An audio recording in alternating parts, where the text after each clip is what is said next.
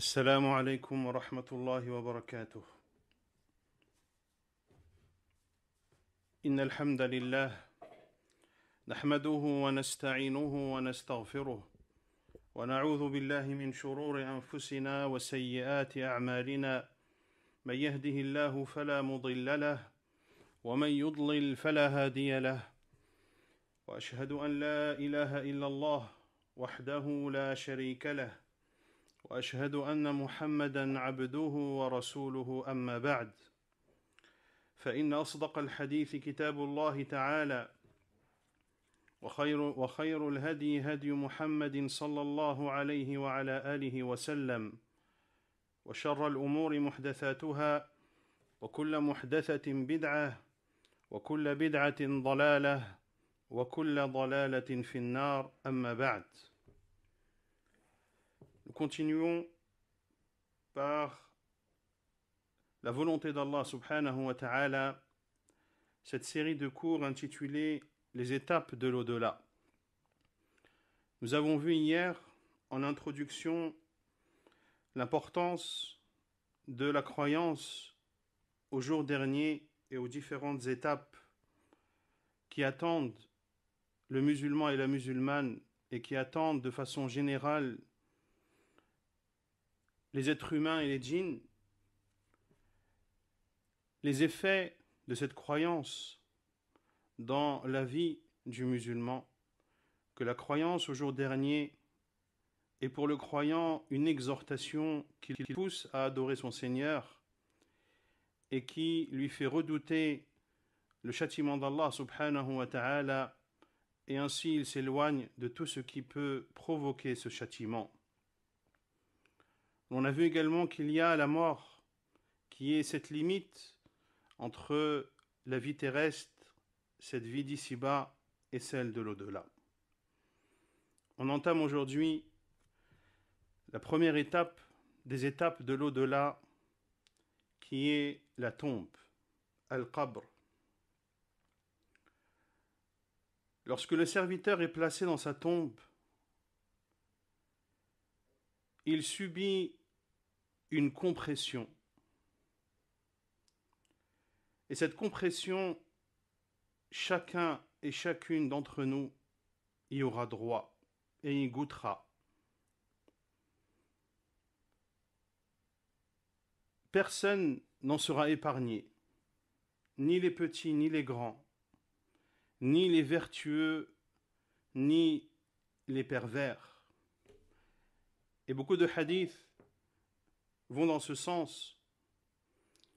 Et si une personne devait être épargnée de cette compression dans la tombe, eh bien, en serait épargné l'illustre compagnon du prophète alayhi salatu wassalam, qui est Sa'd ibn Mu'ad, radiyallahu ta'ala anhu. Sa'd ibn Mu'ad, lorsque il mourut, radiyallahu ta'ala anhu, le trône d'Allah a bougé.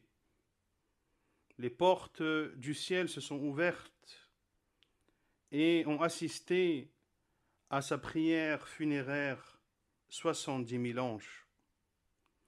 Dans le hadith d'Abdullah ibn Umar radiyallahu anhuma, qui rapporte que le prophète alayhi salatu wassalam a dit au sujet de Sa'd ibn Mu'ad radiyallahu anhu: هذا الذي تحرك له العرش وفتحت له أبواب السماء وشهده 70,000 من الملائكة لقد ضم ضمة ثم فرج عنه. Dans le hadith d'Abdullah ibn Umar, il rapporte que le prophète sallallahu alayhi wa ala alihi wa sallam a dit au sujet de Sa'd ibn Mu'ad radiyallahu anhu: celui pour lequel le trône du miséricordieux a bougé, pour lesquels les portes des cieux se sont ouvertes, c'est-à-dire que les portes du ciel se sont ouvertes pour montrer la joie de l'accueillir, et ont assisté à sa prière funéraire 70 000 anges. Il a subi une compression, puis il en a été épargné. Puis celle-ci s'est arrêtée. Et dans le Musnad de l'imam Ahmad, qui rapporte selon Aïcha radiyallahu ta'ala anha que le prophète alayhi salatu wassalam a dit: Inna lil qabri daghtatan law kana ahadun minha najiyan minha naja Sa'd ibn Mu'ad. Il dit alayhi salatu wassalam dans le hadith qu'il y a une chaîne de transmission authentique et rapportée par l'imam An-Nasa'i et l'imam Ahmad, afwan, il dit alayhi salatu wassalam, la tombe fait subir une compression. Et si une personne devait en être épargnée, en aurait été épargné Sa'd ibn Mu'ad. Et les savants ont dit que la cause de cette compression est que chaque personne a accompli des péchés et a désobéi à Allah subhanahu wa ta'ala. Ainsi, il subit cette compression en guise de rétribution, puis la miséricorde d'Allah subhanahu wa ta'ala vient l'envelopper par la suite.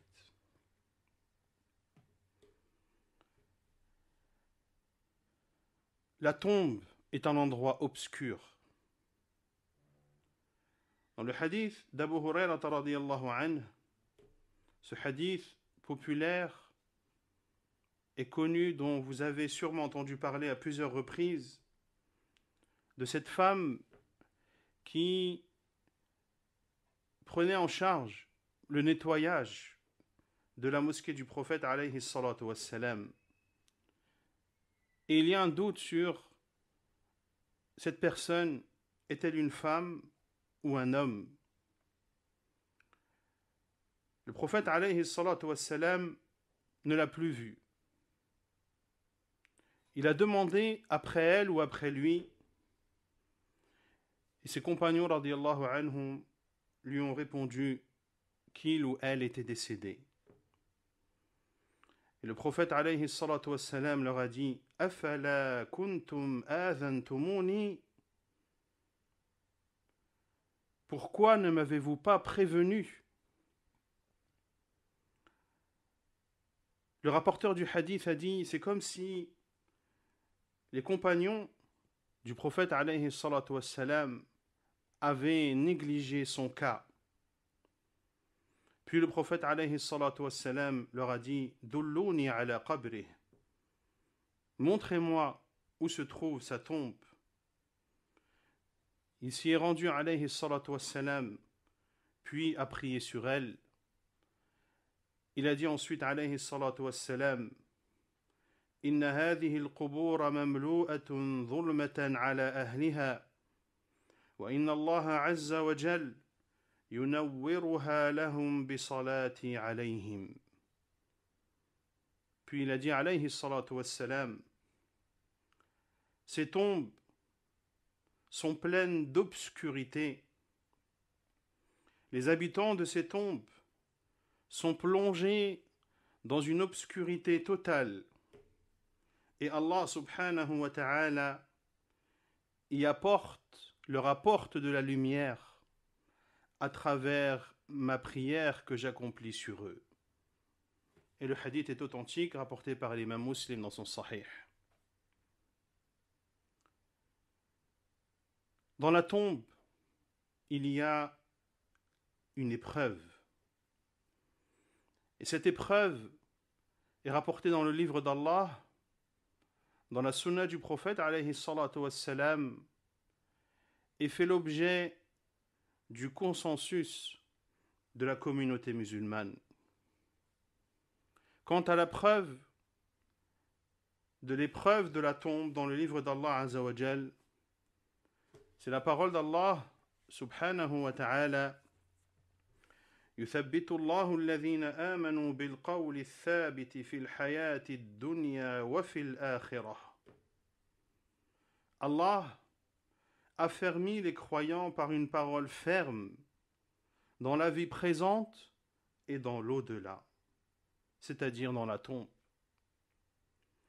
Et dans la sunna du prophète, alayhi salatu wassalam, le hadith de Bara ibn Azib radiyallahu anhu, qui rapporte que le prophète alayhi salatu wassalam a dit: Al-Muslimu idha su'ila fil qabr yashhadu an la ilaha illa Allah wa anna Muhammadan Rasulullah فذلك قوله يثبت الله الذين آمنوا بالقول الثابت في الحياة الدنيا وفي الآخرة. Il dit alayhi salatu wassalam, le musulman, lorsqu'il est questionné dans sa tombe,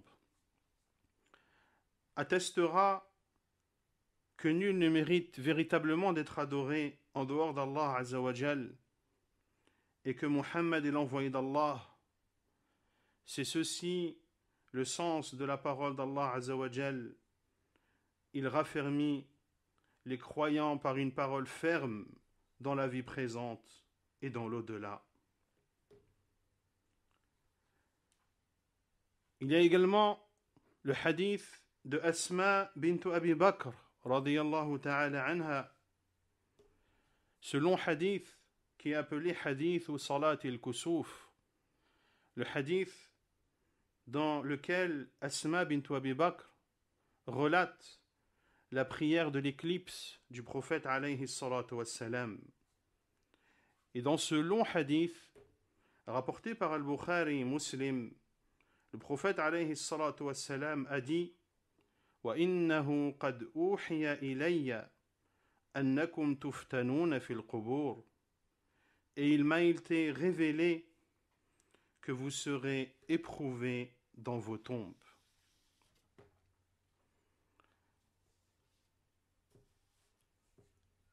La preuve également dans la sunna du prophète alayhi salatu wassalam de l'épreuve de la tombe, le hadith de Aïcha radiyallahu ta'ala anha, qui rapporte que le prophète alayhi salatu wassalam avait l'habitude de dire et d'invoquer Allah Azza wa Jal en disant: Allahumma inni a'udhu bika min al-kasal wal haram wal ma'tham wal maghram wa min fitnati al-qabri wa adhab al-qabr. Il disait alayhi salatu wassalam, comme le rapporte l'imam al-Bukhari et Muslim dans leurs deux sahih, il invoquait Allah Azza wa Jal en disant: Ô Allah, je demande ta protection contre la paresse et contre la vieillesse. Et ici les savants ont dit, cette vieillesse dont nous demandons la protection d'Allah Azza wa Jal contre celle-ci, c'est la vieillesse dans laquelle les sens, la force, la raison de la personne sont altérés. Quant à la vieillesse qui ne signifie que avoir une longue vie en ayant une santé qui n'est pas altérée, en ayant une raison qui est toujours présente, eh bien, une telle vieillesse, nous devons demander à Allah Azza wa Jal de nous l'accorder. Ainsi, le prophète sallallahu alayhi wa sallam a dit: les meilleures des personnes est celle dont la vie est longue et les bonnes œuvres nombreuses. Le prophète alayhi salatu wassalam disait donc: Ô Allah, je demande ta protection contre la paresse, la vieillesse, les péchés et l'endettement, ainsi que la tentation de la tombe et le châtiment de la tombe. Ici, le prophète alayhi salatu wassalam a cité l'épreuve de la tombe et le châtiment de la tombe, qui sont deux choses différentes, deux choses distinctes. Quant à l'épreuve de la tombe consiste à ce que deux anges viennent à la personne pour lui poser trois questions. Qui est ton Seigneur? Quelle est ta religion? Et qui est ton prophète? La preuve de cela est entre autres le hadith de Al-Bara ibn Azib radiyallahu anhu, un long hadith dans lequel le prophète alayhi salatu wassalam nous parle justement de ces questions qui seront posées à la personne dans sa tombe, lorsque cette personne est croyante et lorsqu'elle n'est pas croyante.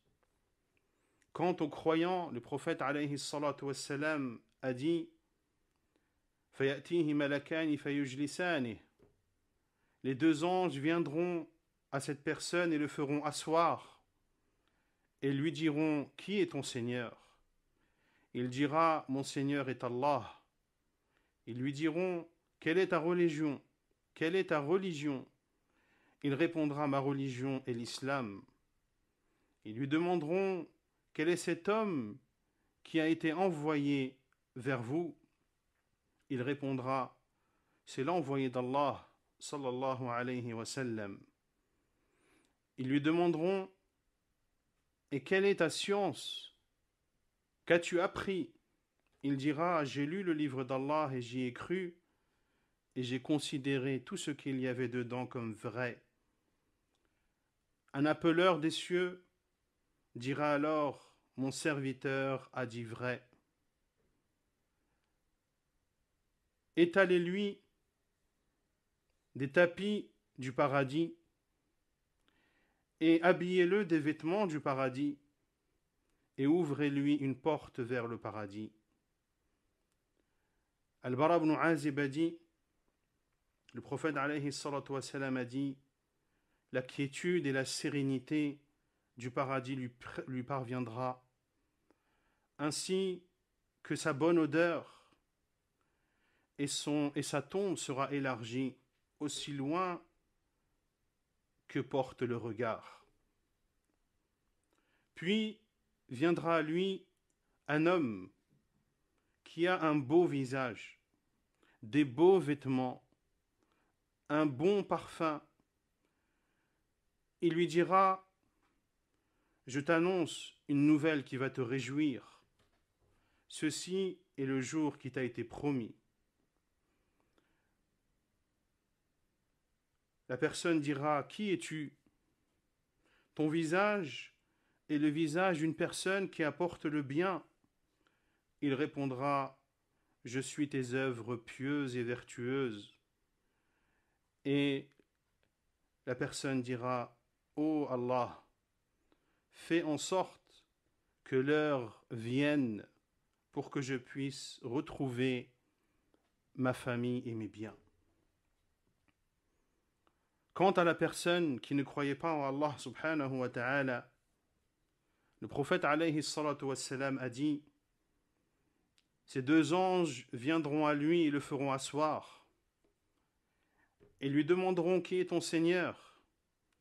Il répondra: je ne sais pas. Quelle est ta religion?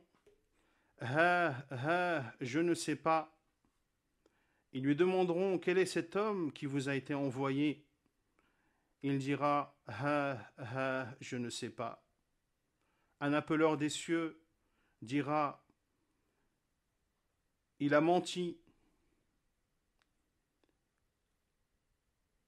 Déballez devant lui les tapis de l'enfer et ouvrez-lui une porte vers l'enfer. C'est alors que lui parviendra une partie de la chaleur de l'enfer ainsi qu'un vent extrêmement chaud, et sa tombe sera rétrécie jusqu'à ce que ses côtes s'entremêlent les unes dans les autres. Puis viendra à lui un homme au visage désagréable, avec des vêtements vulgaires et une odeur nauséabonde. Il lui dira: je t'annonce une nouvelle qui va te déplaire et que tu vas détester. Ceci est le jour qui t'avait été promis. Il dira: qui es-tu? Tu as le visage d'une personne qui apporte avec lui le mal. Il dira: je suis tes œuvres mauvaises. Il dira: ô Allah, fais en sorte que l'heure n'ait pas lieu. Ces deux anges qui poseront ces questions à chaque défunt, le prophète alayhi salatu wassalam nous a donné une description les concernant. Dans le hadith de Abu Huraira radiyallahu ta'ala anhu, un hadith jugé bon par Cheikh Al-Albani rahimahullah, dans lequel le prophète sallallahu alayhi wa sallam a dit: إذا قبر الميت أو قال أحدكم أتاه ملكان أسودان أزرقان يقال لأحدهما المنكر والآخر النكير. Il dit alayhi salatu wassalam, lorsque le défunt est placé dans sa tombe, ou lorsque l'un d'entre vous est placé dans sa tombe, viendront à lui deux anges noirs et bleus. Les savants ont dit que la couleur de ces anges est noire et que leurs yeux seront de couleur bleue.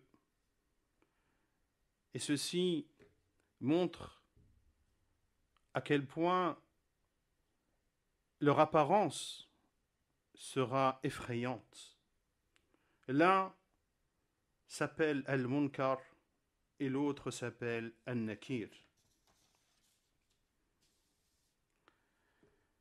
Ensuite, après cette épreuve que chacun et chacune devra surmonter, eh bien, la personne sera soit dans des délices, ou soit dans des supplices, wal'iyadhu billah. Cela nous amène à parler du châtiment de la tombe et des délices de la tombe. Ceci également est attesté dans le livre d'Allah, dans la sunna du prophète alayhi salatu wassalam, et fait l'objet du consensus de la communauté musulmane. Dans le livre d'Allah azza wa jal, il dit subhanahu wa ta'ala: وحاق بآل فرعون سوء العذاب النار يعرضون عليها غدوا وعشيا ويوم تقوم الساعة أدخلوا آل فرعون أشد العذاب.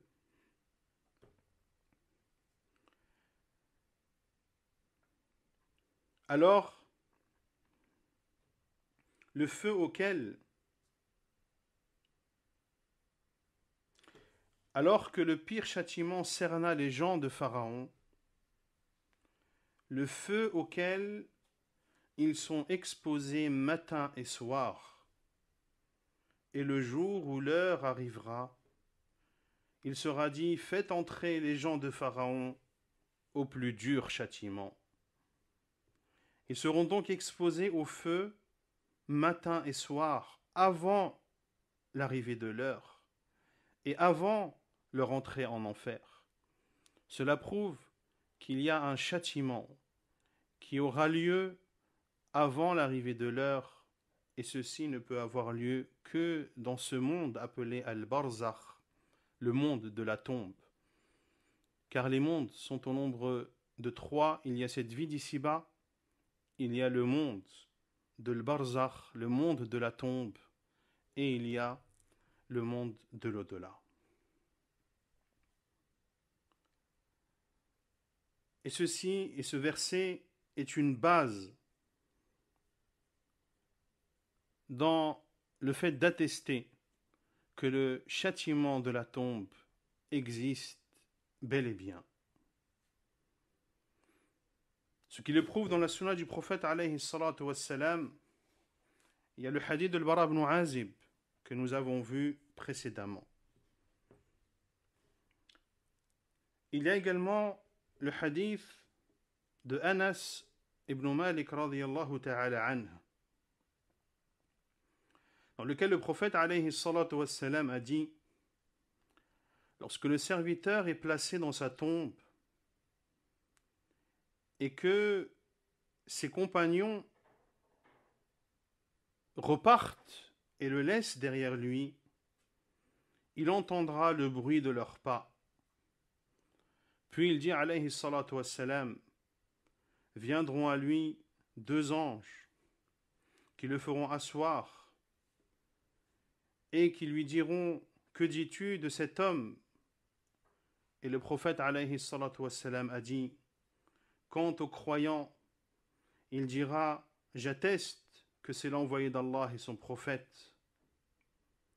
Puis il lui sera dit: regarde l'endroit dans lequel tu serais allé en enfer. Allah te l'a remplacé par un endroit au paradis. Et le prophète alayhi salatu wassalam a dit: fayarahuma jami'a. Il verra ces 2 places. La place qui lui était réservée en enfer s'il n'avait pas cru en Allah et en son envoyé alayhi salatu wassalam, et la place qui est la sienne au paradis. Quant à celui qui ne croit pas en Allah azza wa jal et l'hypocrite, il dira: je ne sais pas, je disais ce que les gens disaient. Les anges lui répondront: la daraita wa la talayt. Puisses-tu ne rien savoir et ne rien lire? Puis il sera frappé par une matraque de fer entre ses 2 oreilles. Il poussera alors un cri que tout être entendra, hormis les djinns et les humains. Ce qui prouve également dans la sunna du prophète alayhi salatu wassalam l'existence du châtiment de la tombe. Le hadith de Aïcha radiyallahu anha, rapporté par Al-Bukhari et Muslim, dans lequel le prophète alayhi salatu wassalam lui a dit: Azabul qabri haqqun. Le châtiment de la tombe est une vérité. Et les savants de l'islam sont unanimes, et cela fait objet de l'unanimité des savants de l'islam sur l'existence du châtiment de la tombe. Et le prophète alayhi salatu wassalam nous a enseigné de dire pendant la prière, durant le dernier tashahhud, juste avant de faire la salutation, de dire: Allahumma inna na'udhu bika min azabil qabri wa min azabi jahannam.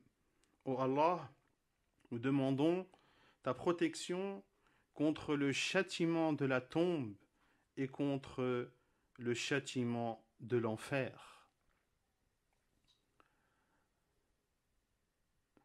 Et certains savants ont même considéré que cette invocation était une obligation.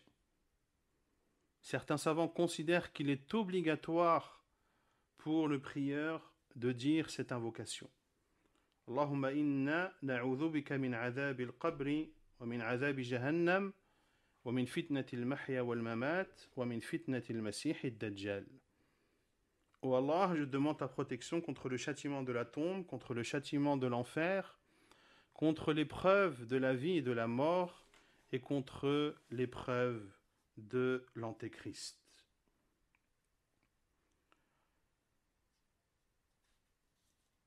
Ce châtiment de la tombe,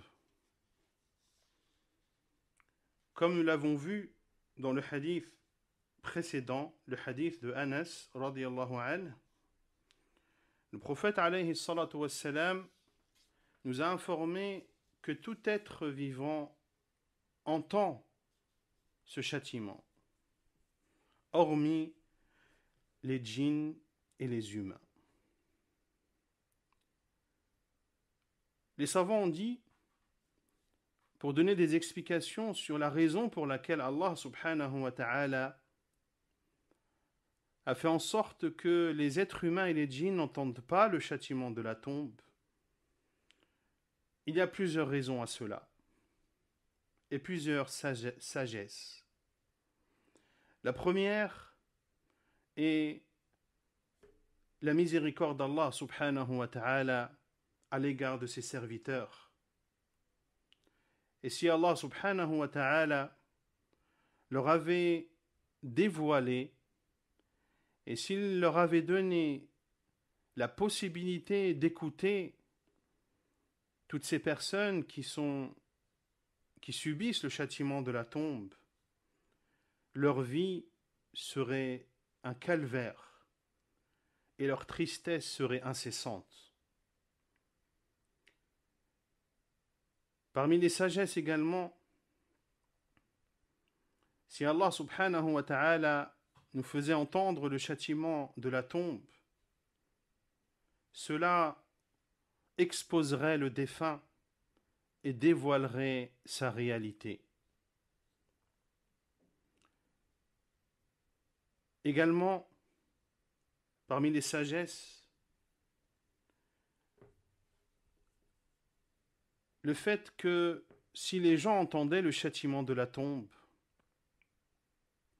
eh bien, ils ne s'enterreraient plus les uns les autres.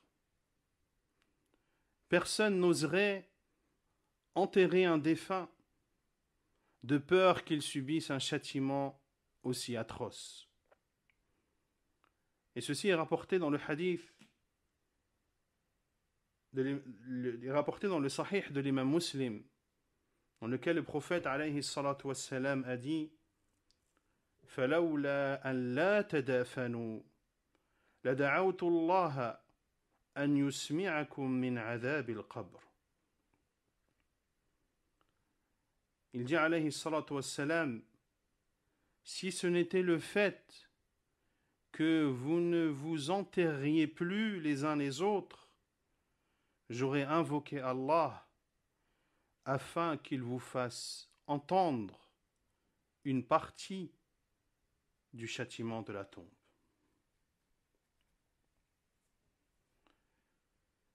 Le châtiment de la tombe, comme ses délices,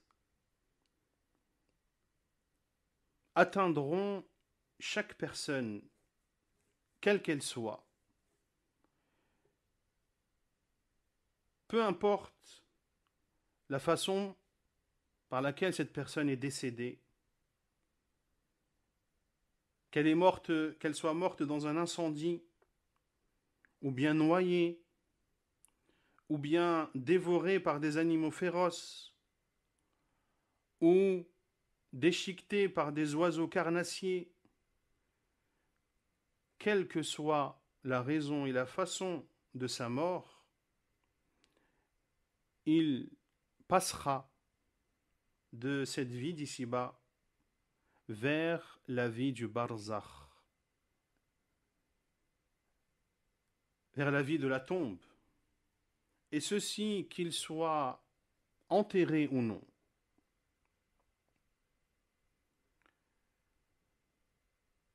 Quant à la durée du châtiment de la tombe, lorsque la personne ne croit pas en Allah subhanahu wa ta'ala, qu'Allah nous en préserve, eh bien, il ne pourra jamais goûter aux délices de la tombe et son châtiment sera continuel jusqu'à l'arrivée de l'heure. Quant à celui qui désobéissait à Allah subhanahu wa ta'ala, tout en étant croyant, il subira le châtiment de la tombe de façon proportionnelle à ses péchés. Et il est possible que ce qu'il mérite comme châtiment ne comble pas la durée de son barzakh à lui, la durée qui commence du moment où il meurt jusqu'à l'arrivée de l'heure. Il se peut que certains croyants qui ont désobéi à Allah subhanahu wa ta'ala subissent le châtiment de la tombe, comme l'ont dit les savants, mais que la durée de son châtiment est moindre et plus petite que la durée de son barzakh. Ainsi son châtiment s'arrêtera et se stoppera.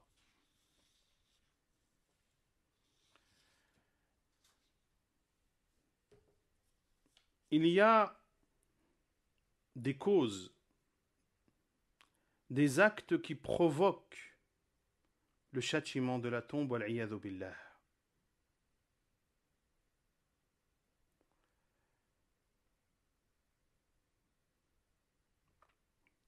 Parmi ces actes, le colportage et le fait de ne pas se protéger de l'urine. La preuve est le hadith de Abdullah ibn Abbas radiyallahu ta'ala anhuma, dans lequel le prophète sallallahu alayhi wa sallam est passé à proximité de deux tombes.